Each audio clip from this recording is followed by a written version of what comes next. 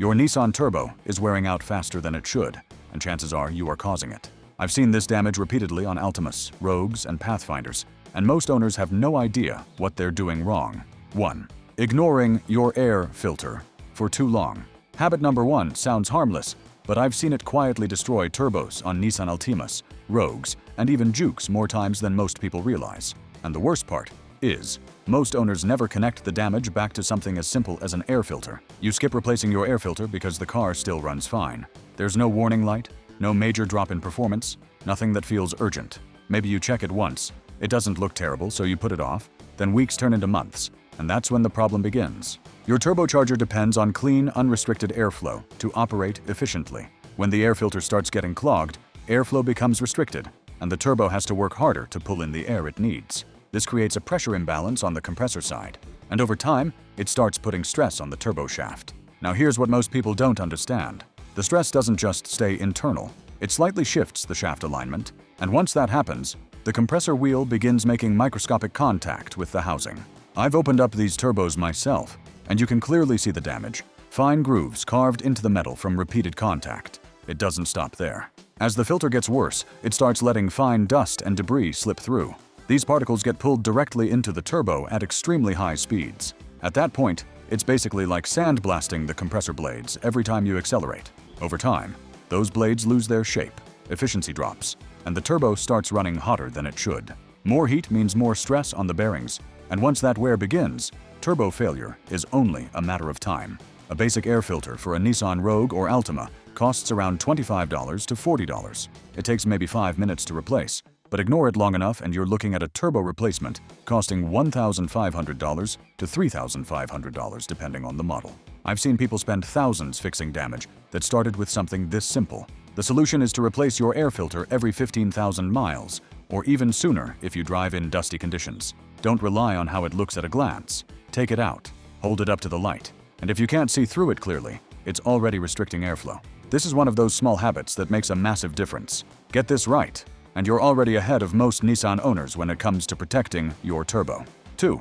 Using cheap or wrong engine oil. This is where things start getting expensive, and I can tell you from experience, a lot of Nissan owners get this wrong without even realizing it. It doesn't feel like a big mistake at the time, but it adds up fast inside the engine. Using cheap or incorrect oil in a turbocharged Nissan, especially the VC turbo engines in the Altima and Rogue, is one of the fastest ways to shorten turbo life. I've seen this pattern over and over again in cars that should have lasted much longer. These engines are built with extremely tight tolerances. The turbo spins at well over 150,000 revolutions per minute, and the only thing keeping that shaft stable and protected is a very thin film of oil. The oil isn't just lubrication, it's also carrying heat away from the turbo at the same time. This is where most people go wrong, because not just any oil works here, it has to be the right one. When you use low-quality oil or the wrong viscosity, it simply cannot handle the heat and pressure that a turbocharged engine produces. Turbo engines run much hotter than naturally aspirated ones, especially under load, and that heat breaks oil down far faster than most people expect. I've torn down turbos where the oil had turned into thick, burnt deposits inside the center cartridge. This is called coking, and once it starts, it clogs the tiny oil passages feeding the turbo bearing. With oil flow restricted, friction increases, heat builds, and the bearing wears out much faster. It's a chain reaction, and once it starts, it doesn't fix itself. Now let's talk about the cost, because this is where it really hits. Trying to save $20 to $30 on cheaper oil can easily turn into a $1,500 to $2,500 turbo replacement on a Nissan Altima or Rogue, and even more if additional damage occurs. If that failing turbo sends metal particles into the intake or intercooler system, you're no longer just dealing with a turbo. You're looking at cleaning the entire system or even engine damage, which pushes the cost much higher. The fix is simple, but it has to be done right every time. Use the exact oil specification recommended by Nissan. For most turbo engines, that means high-quality full synthetic oil like 5W30 or 0W20, depending on the model and engine design. Don't rely on what's cheapest or what someone suggests casually. These engines are not forgiving when it comes to lubrication quality. I've seen Nissan engines go past 200,000 miles with proper oil, and turbos fail before 80,000 when corners were cut. And that difference comes down to one habit. 3. Delaying oil changes. Because it still looks fine, this habit destroys more turbochargers than people want to admit. And I can tell you from what I've seen, it's one of the most common reasons Nissan turbos fail earlier than they should. You check your oil, it looks okay, maybe a little dark, but nothing that seems urgent. The car runs fine, no warning lights, no obvious issues, so you push the oil change a few thousand miles further. The logic might have worked on older, naturally aspirated engines. It does not work on turbocharged Nissans, especially modern ones like the Altima and Rogue with VC turbo setups. Here's why. Your turbo exposes engine oil to extreme heat, often exceeding 1000 degrees Fahrenheit under load, breaking it down much faster than normal engine conditions. So even if the oil looks fine on the dipstick, it's already starting to lose its protective properties. It's thinning out, losing its additives, and becoming less effective at handling both heat and friction. Over time, degraded oil forms carbon deposits in the turbo's tiny oil passages, and it doesn't take much buildup to start restricting flow. Once that restriction starts, the turbo bearing loses proper lubrication, and wear accelerates rapidly. I've opened up engines where everything looked normal from the outside, but internally, the turbo was already damaged because the oil wasn't doing its job anymore. At first, you might not notice anything. Then you start hearing a faint whining noise, maybe a slight drop in performance. By the time it becomes obvious, the damage is already done. I've seen people follow extended oil change intervals, trusting the oil life monitor, and end up with turbo failure well before 100,000 miles. Now compare the cost. An oil change will cost you somewhere between $60 and $100, depending on where you go and what oil you use. A turbo replacement on a Nissan Altima or Rogue can easily cost $2,000 to $4,000, and that's assuming nothing else is damaged. If debris spreads through the system, the cost climbs even higher.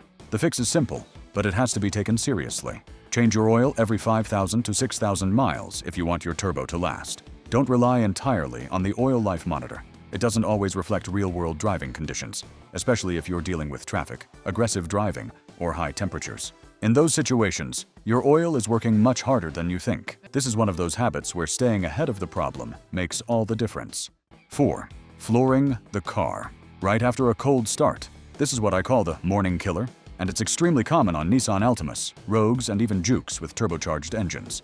I've seen this exact habit shorten turbo life more than most people expect. You start your car. Everything sounds normal. Idle is smooth. No warning lights. Within seconds, you're accelerating hard. It feels fine. The car responds, and there are no obvious issues. The problem is what's happening internally during those first few seconds. When the engine sits overnight, oil settles in the pan, leaving the turbo with very little lubrication.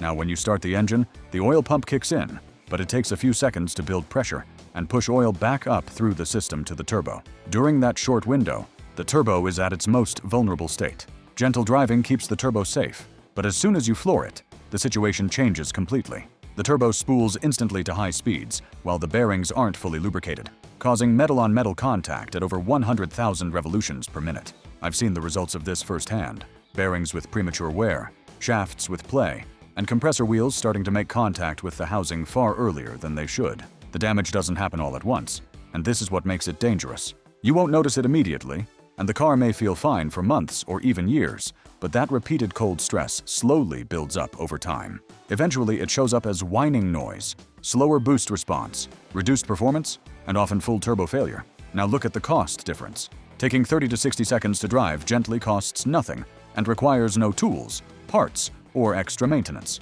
Replacing a turbo on a Nissan Altima or Rogue can cost anywhere from $1,500 to $3,000. And that's if the damage is limited to the turbo itself. If it leads to further issues, the cost only goes up. The fix is simple, but requires discipline. After a cold start, drive lightly for the first minute, let the oil circulate, and give the turbo time to build proper lubrication before demanding power. You don't need to idle for 5 minutes. Just avoid hard acceleration right away.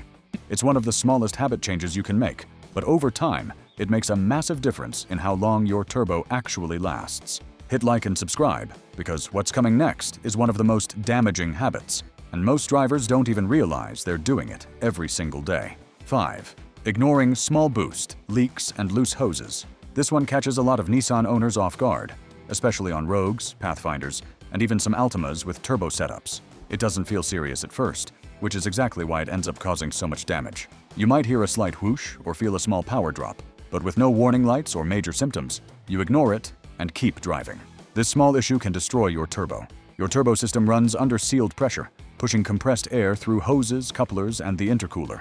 so every connection must stay tight and leak-free.